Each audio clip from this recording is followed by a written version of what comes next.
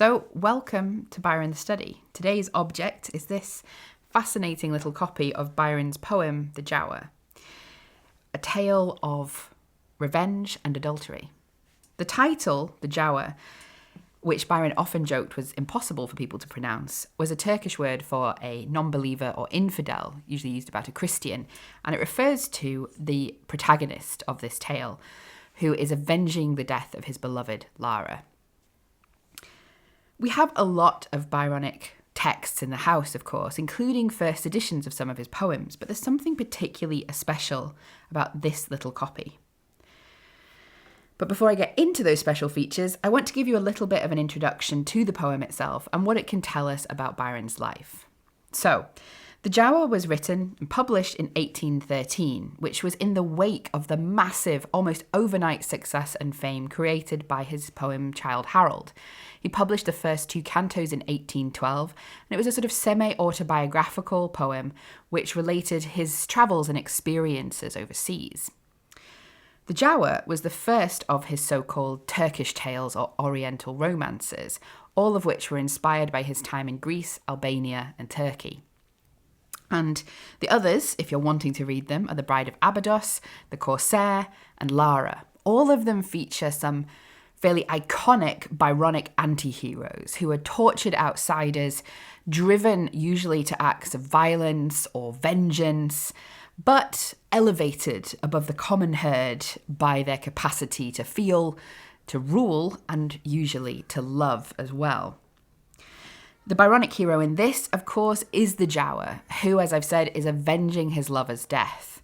She was a member of the harem of a Muslim leader, Hassan, and she was killed for adultery, put in a bag and thrown into the sea, which Byron tells us was the customary punishment at the time.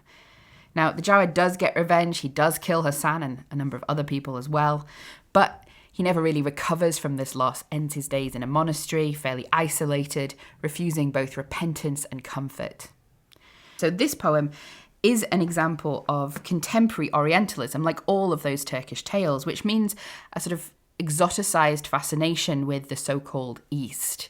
It also, though, builds on Byron's own experiences. So in the introduction to the poem, Byron talks about a story that he had heard about a Venetian who similarly tried to avenge the death of a lover. But it also relates to an incident in Byron's own life. We're told about this incident by the Marquis of Sligo in a letter to Thomas More when More was writing Byron's biography. And he tells us how one day in Athens, when Byron was returning from swimming, he saw a procession going down to the sea, and there was a woman in a bag who they were going to throw into the water as punishment for the crime of adultery. And Byron stopped the procession, eventually sort of forcing them at pistol point, and then goes to the house of a local official and, using bribery, persuasion, threats, gets her released and is able to get her out of the city.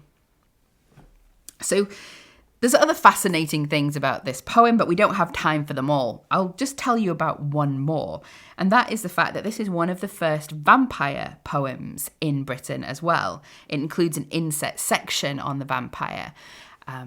But first on earth, as vampire sent, thy corse shall from its tomb be rent, and ghastly haunt thy native place, and suck the blood of all thy race. The Giaour is cursed by a passing fisherman to become a vampire forever.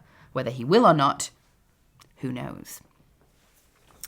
But let's look at what's so interesting about this particular copy. Well, if we open it, we'll see a couple of letters, and these relate to a correspondence with John Murray, his grandson. So John Murray was Byron's publisher, and his grandson, also called John Murray, is responding to a letter here, is responding to an inquiry asking about this copy and trying to find out its history, because there was something strange about this copy. There is no name on the title page, but we know that all of the editions of the Giaour published in 1813 had Byron's name on them, capitalizing on his fame at the time.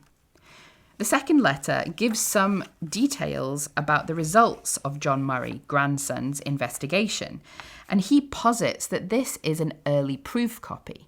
He compares it to a proof copy in his own possession, which has on it Byron's handwritten notes, putting in some additions and changes, he says that these changes have been put into print in our copy, but it's still not quite the same as the first published edition. So what we appear to have is a rare early proof copy with that publishing error on the title page where there's no Byronic name. What I think is particularly fascinating about this book is it gives us a little bit of an insight into Byron's publishing process. We might think Byron simply wrote a poem, sent it to his publisher, and it just got published, but the process was a lot more complicated than that.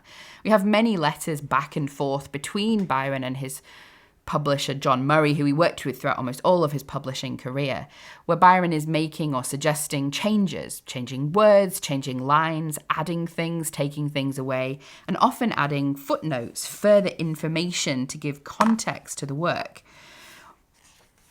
John Murray pointed out that this copy has an added footnote to his edition, and it's this one on page 12, where Byron talks about the Quran and beliefs in paradise.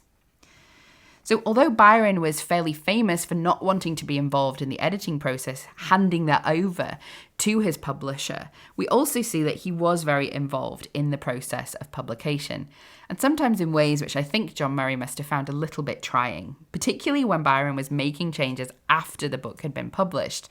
So in the case of the Giaour, the first edition had 41 pages and 685 lines. By the time we're at the 7th edition, there were 75 pages and 1,334 lines. But back to this little copy. It's a fascinating little insight into that publishing process. It's an interesting piece of Byron's literary history.